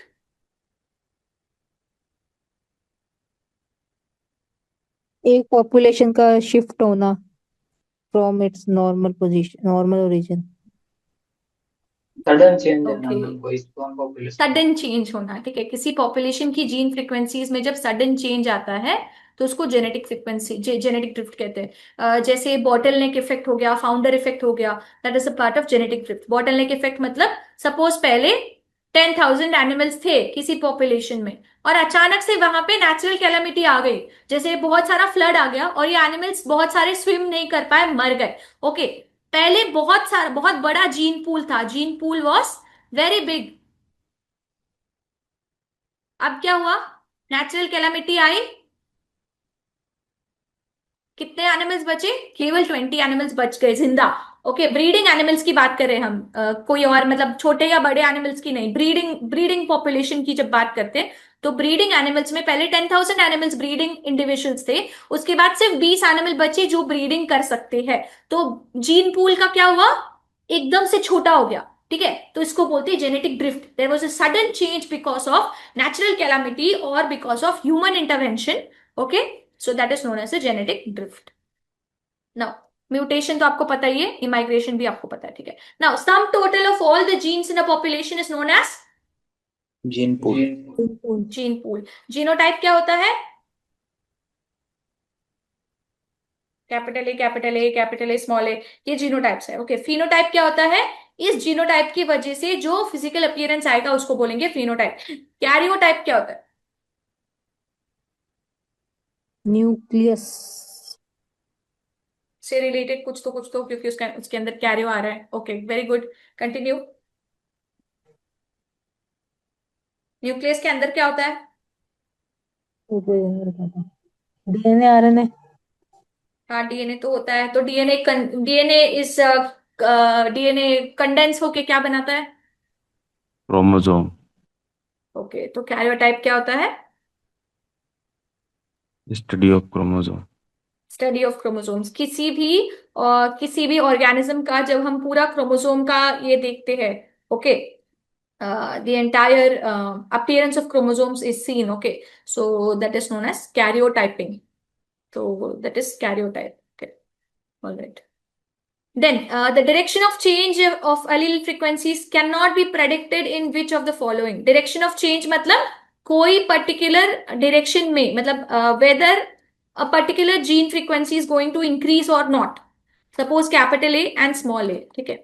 Direction of change मतलब सपोज ब्रीडिंग की वजह से कौन सी जीन फ्रीक्वेंसी बढ़ने वाली है, ये कौन से इसमें प्रेडिक्ट नहीं कर सकते। सिलेक्शन में। Mutation. म्यूटेशन। अच्छा, फॉरवर्ड म्यूटेशन और बैकवर्ड म्यूटेशन पता है? फॉरवर्ड म्यूटेशन मतलब पहले पूरे पॉपुलेशन में केवल ये वाला एलील था, म्यूटेट होके ये वाला एलील बन गया, ठीक है, तो उसको बोलेंगे फॉरवर्ड म्यूटेशन। तो इसके बाद जीन फ्रीक्वेंसी किस डायरेक्शन में चेंज होगी? फॉरवर्ड म्यूटेशन के डायरेक्शन में चेंज होगी। हाँ, इसका आंसर डी है, doctor Shyam is correct. Okay, इसका आंसर है जेनेटिक ड्रिफ्ट। मैं I tell you why it's not happening in other places. Okay, mutation में क्या होगा, हम डायरेक्शन प्रेडिक्ट कर सकते हैं। कौन से डायरेक्शन में हो रहा है? Forward direction. फॉरवर्ड मतलब कैपिटल ए से स्मॉल ए में फ्रीक्वेंसी शिफ्ट होती जाएगी। फ्रीक्वेंसी किसकी? जीन्स की फ्रीक्वेंसी पूरे पॉपुलेशन में। सपोज पहले 100 इंडिविजुअल्स है किसी पॉपुलेशन में, सबके पास कैपिटल ए जीन थी, फिर म्यूटेशन हो गया। ओके, फिर उसके बाद क्या हुआ, इन्हीं 100 इंडिविजुअल्स के अंदर स्मॉल ए जीन की मात्रा बढ़ने लग गई। ओके, तो इसकी मात्रा कैसे हो जाएगी? कम होती जाएगी, इसकी मात्रा बढ़ती जाएगी, ठीक है। तो हमने क्या किया? डायरेक्शन प्रेडिक्ट किया। डायरेक्शन क्या था? ये कम होगा और ये बढ़ेगा, मतलब there will be a change from capital A to small A. Okay, now migration में क्या होगा? when a particular proportion of individual leaves, okay, if everybody having the genes capital A started leaving from one particular population, what will happen? You can predict the change, okay, तो जिस population में से जाएगा उसमें capital A की मात्रा कम होगी, और जिस पॉपुलेशन में इमिग्रेट होगा उसमें कैपिटल ए की मात्रा बढ़ेगी। तो you are capable of predicting the direction of change of gene frequency. Then selection में तो हम जानबूझ के सिलेक्ट करते हैं, जानबूझ के we are trying to stamp out this particular allele and we are trying to select for this capital A. तो when you already selecting for this, that means what? You are trying to increase the frequency of this particular allele and you're trying to reduce the frequency of this particular allele. So the change in direction will happen from small a towards capital A. Small a कम होता जाएगा और capital A की मात्रा इसी population में बढ़ती जाएगी। Okay, genetic drift में क्या हो रहा है? क्या बोला था मैंने? जेनेटिक ड्रिफ्ट में सडनली चेंज हो रहा है पॉपुलेशन में। अगर सडनली चेंज हो रहा है तो हमें कैसे पता कि कौन सा एनिमल मरने वाला है, कौन सा एनिमल जिंदा रहेंगे? We don't know. तो इसीलिए वी कैन नॉट प्रेडिक्ट कि कौन सी दिशा में एलील फ्रीक्वेंसी जाएगी। ओके, कैपिटल ए बढ़ेगा कि स्मॉल ए बढ़ेगा किसी पॉपुलेशन में, we don't know, because genetic drift की वजह से क्या हुआ, अचानक से बहुत सारे एनिमल्स रिमूव हो गए पॉपुलेशन से। As a result we don't know which animals are removed, therefore we can not predict the change of allele frequencies in case of genetic drift. Okay, समझ में आया? क्लियर है ये? Yes ma'am.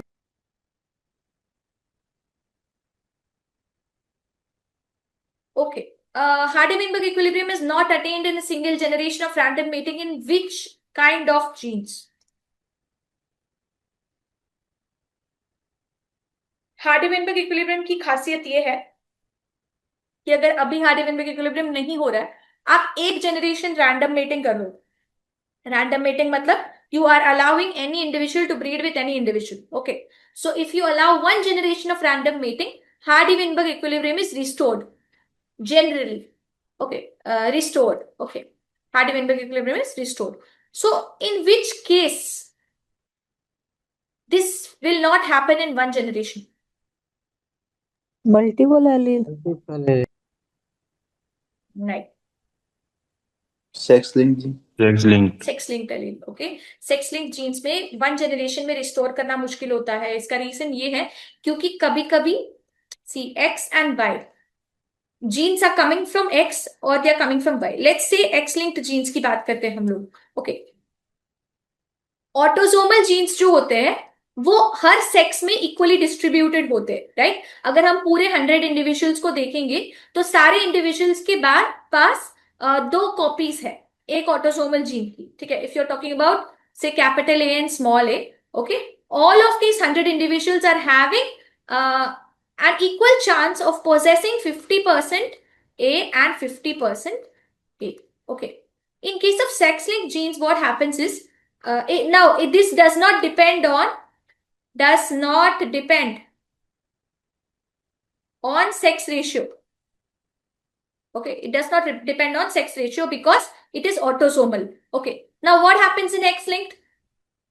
2 X chromosomes in females. Okay.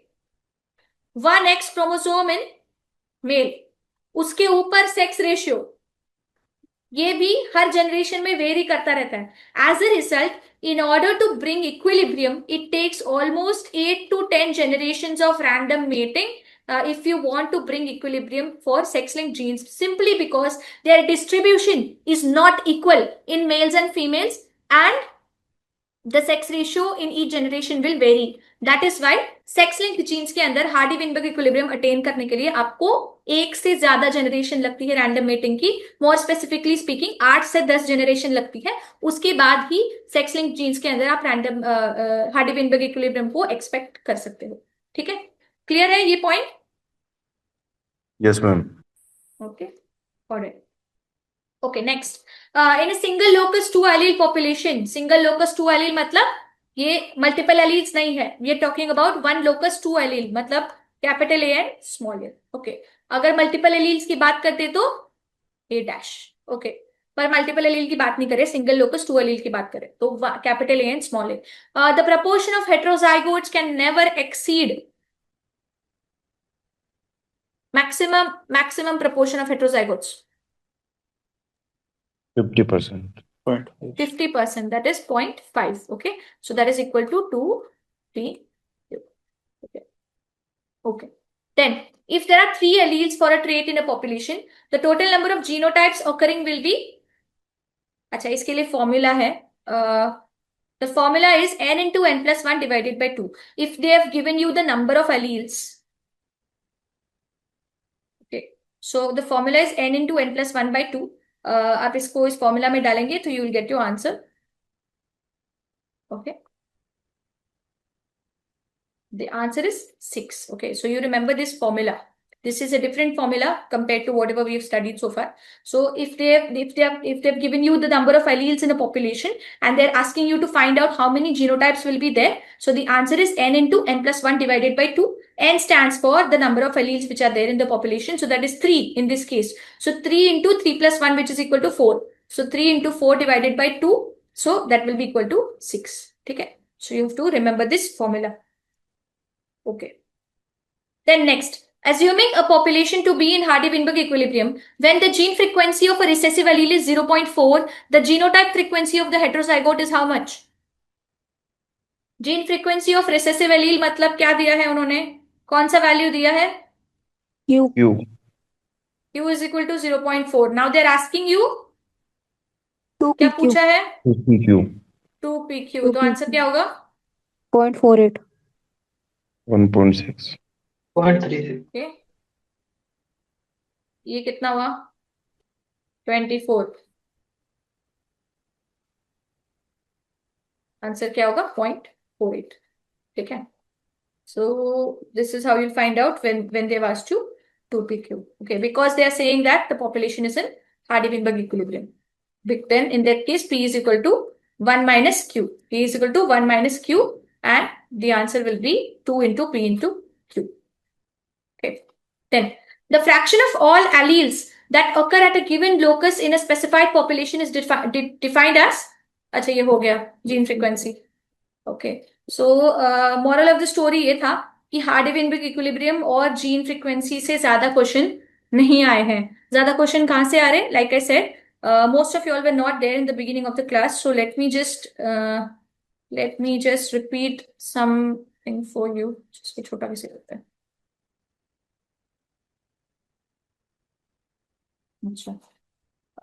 Default section. Okay, so this is the grouping that we have done. जैसे हमने class में पढ़ा था, I can see some students who have been attending the classes also. All right, so जैसे हमने class में पढ़ा था उसी तरह से इसको डिवाइड किया गया है क्वेश्चंस को. तो cytogenetics, molecular genetics, Mendelian genetics, population genetics, quantitative selection method, breeding system और ब्रीड्स. मैक्सिमम क्वेश्चंस आए हैं साइटोजेनेटिक्स और मॉलिक्यूलर से ज्यादा नहीं है, साइटोजेनेटिक्स से ही क्वेश्चंस ज्यादा है. ठीक है, आपका mutation, crossing over, meiosis, mitosis, इन इसी टॉपिक से ज्यादा क्वेश्चंस है। फिर सिलेक्शन मेथड, ब्रीडिंग सिस्टम से क्वेश्चंस ज्यादा है। उसके बाद after cytogenetics, this is number 2, okay, then this is number 3, and finally you have your breeds, okay, breeds are also important. ठीक है, तो मेजोरिटी क्वेश्चंस आपके साइटोजेनेटिक्स, सिलेक्शन मेथड और ब्रीडिंग सिस्टम से ही आप मान सकते हो आए हुए हैं, एंड ऑफ कोर्स ब्रीड से भी, okay. Alright, so let's continue. हम लोग ने क्या खत्म किया अभी? We finished population genetics, right? So now let's come to quantitative genetics concepts, which include your heritability, repeatability, correlation, standard deviation, whatever other things. Okay, जो क्लास में पढ़ाया गया था उस हिसाब से. So heritability is the ratio of, what is heritability? Additive gene and environmental gene. कौन सा जीन एंड कौन सा gene? C. VA by VE. V. Is this correct? Anybody else wants to guess? H square is equal to VA by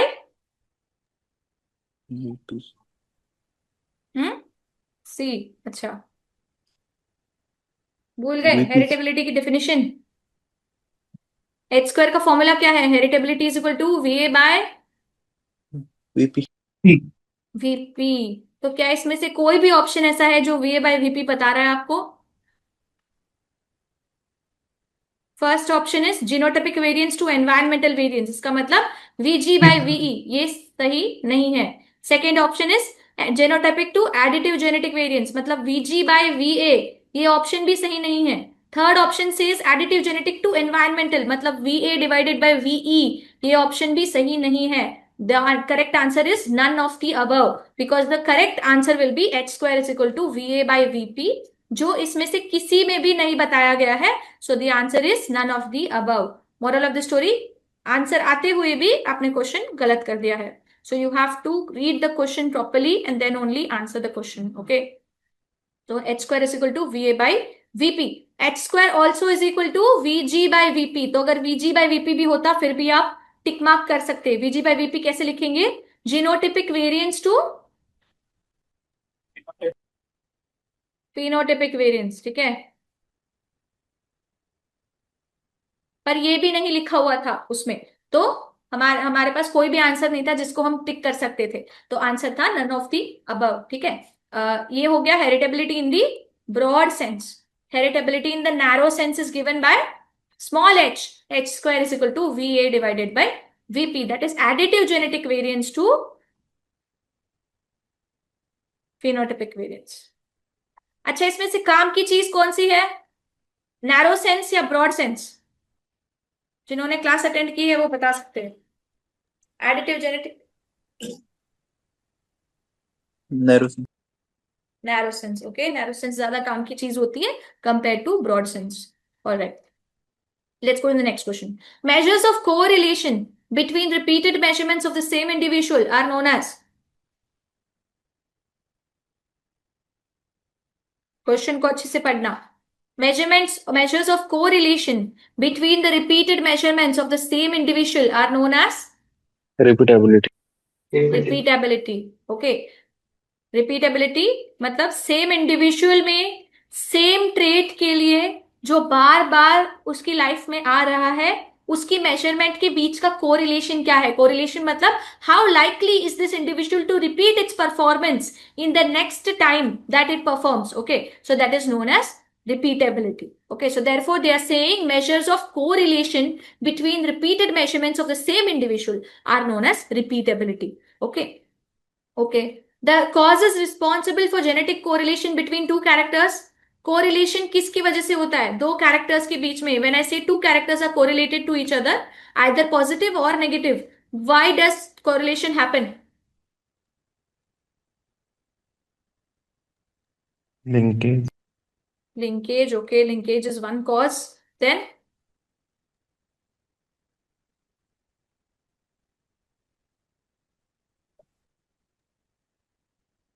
anybody? Multiple allele. multiple allele, multiple alleles pleiotropy, ठीक है, pleiotropy की वजह से होता है correlation. अब मैं बताती हूँ आपको, मल्टीपल एलील्स का इससे कोई संबंध नहीं है। मल्टीपल एलील्स का मतलब सिंपली ये होता है कि दो से ज्यादा एलील्स एग्जिस्ट करते हैं उस पर्टिकुलर ट्रेट के लिए। ट्रेट मतलब जैसे मान लो Himalayan coat colour of rabbit, okay, rabbit का कोट कलर, ये मल्टीपल एलील्स का एग्जाम्पल है। व्हाइट कलर का भी होता है, ठीक है, हिमालयन भी होता है, हिमालयन हिमालयन मतलब भी व्हाइट होता है शायद। फिर एक होता है अगाउटी कलर होता है, ठीक है, अगाउटी मतलब थोड़ा ब्लैकिश सा होता है। फिर एक और कलर होता है चिंचिला, ठीक है। ये सब रैबिट के कोट कलर है। तो क्या कोट कलर के लिए जो जीन इन्फ्लुएंस करती है वो कोई और जीन है?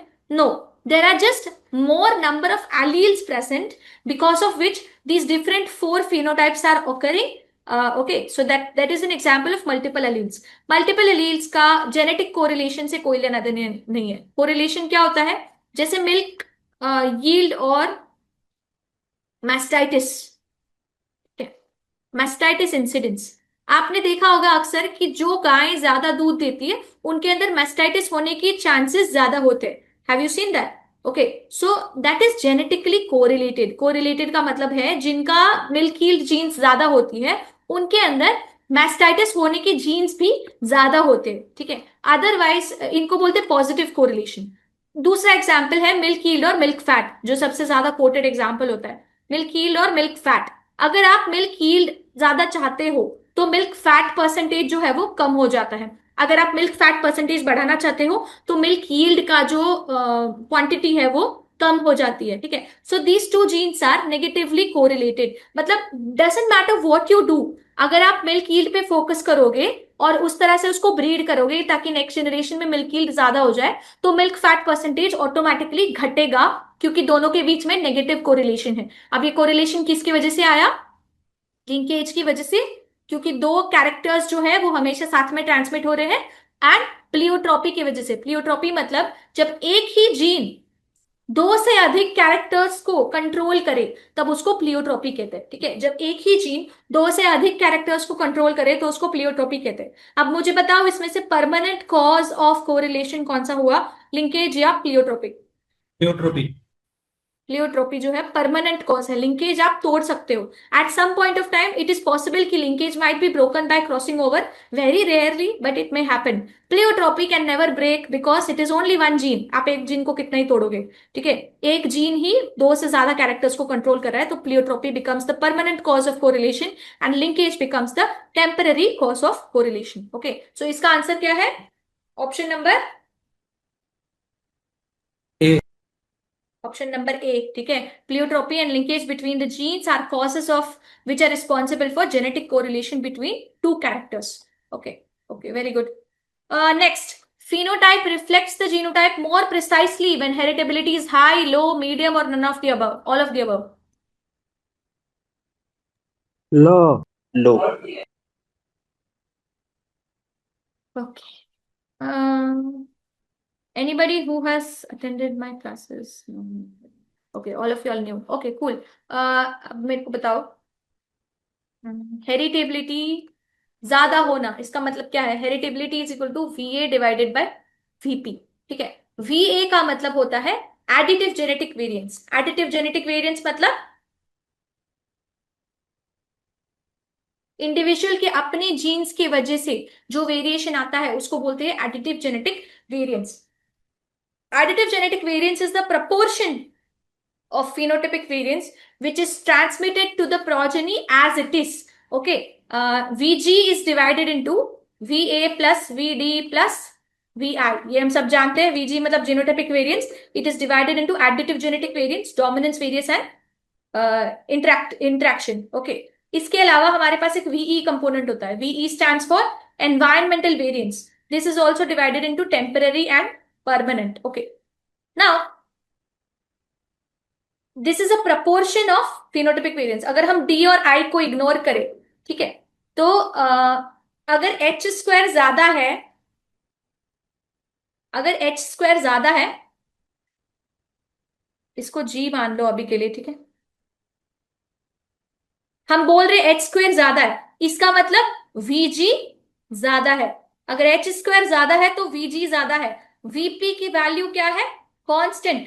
ओके, अगर वीपी कांस्टेंट है, मतलब कांस्टेंट नहीं है, चेंज होता है, बट एक सिनेरियो के लिए बात कर रही हूँ, एक सिनेरियो के लिए वीपी की वैल्यू क्या है, कांस्टेंट। अगर वीजी की मात्रा ज्यादा है तो इट गोज ऑन टू से कि वीई की मात्रा क्या है, कम है। ठीक है, तो इसका मतलब जब हेरिटेबिलिटी ज्यादा हो तब किसी इंडिविजुअल का जीनोटाइप ज्यादा उभर के आता है कंपेयर्ड टू जब हेरिटेबिलिटी कम हो। जब हेरिटेबिलिटी कम होता है तो उसका जो परफॉर्मेंस है वो एनवायरनमेंट की वजह से ज्यादा इन्फ्लुएंस होता है। ठीक है, how do explain this to you, a minute, okay, so what did I say, h square is equal to va divided va नहीं vg मान लो, vg divided by vp, okay, vp is equal to vg plus ve, okay, अगर vg by vp ज्यादा है तो इसका मतलब क्या, vg ज्यादा है, अगर vg ज्यादा है तो ve क्या है, कम है ऑटोमेटिकली। अगर हम कह रहे हैं हेरिटेबिलिटी ज्यादा है तो इसका मतलब vg ज्यादा है, तो इसका क्लियर मतलब क्या है कि जो हमें फिनोटाइप नजर आ रहा है, जो फिनोटाइप हमको नजर आ रहा है वो किसकी वजह से आ रहा है, जेनेटिक्स की वजह से आ रहा है, ना कि एनवायरनमेंट की वजह से। अगर हेरिटेबिलिटी कम है, हेरिटेबिलिटी कम है तो क्या कम है, वीजी कम है।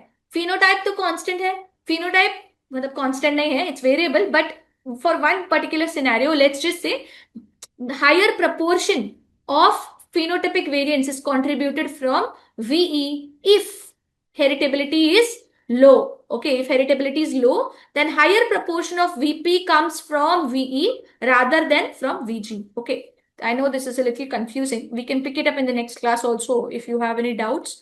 But H square अगर ज्यादा है तो VG ज्यादा है, तो जब in that case phenotype is a good indicator of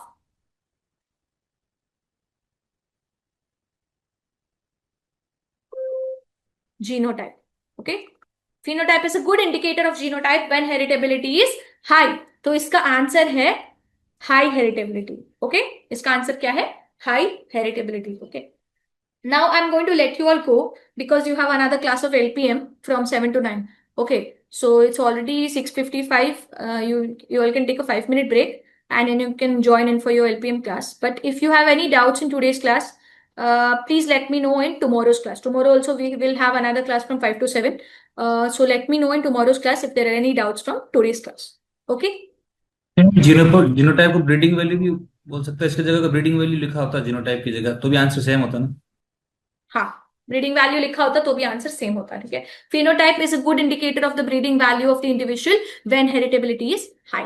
okay, that also works because in that case you are considering VA, additive genetic variants. Okay, very good. All right, so we will stop here for today and we'll continue tomorrow from here, and I'll add more questions also. I wanted to complete the entire slides today, but that was not possible. एक तो काफी लोगों ने late भी join किया। Tomorrow please join on time at 5 o'clock so that we can try to complete as many questions as we can. Okay? Message ही late आया था ग्रुप पे। हाँ, मैसेज ग्रुप पे लेट आया था क्लास का आज। अच्छा, मैसेज लेट आया था। Okay okay, no problem. ठीक है, कल try to join by 5 o'clock. Okay okay, alright, so I hope you all have enjoyed today's class. कुछ तो समझ में आया होगा या कुछ रिवाइज हो गया होगा पहले जो किया था। अगर कोई भी डाउट है आज की क्लास में, अभी पूछना चाहते हो तो अभी पूछ सकते हो, बाद में पूछना चाहते हो तो बाद में पूछ सकते हो। Any doubts? Okay, so I am going to exit the class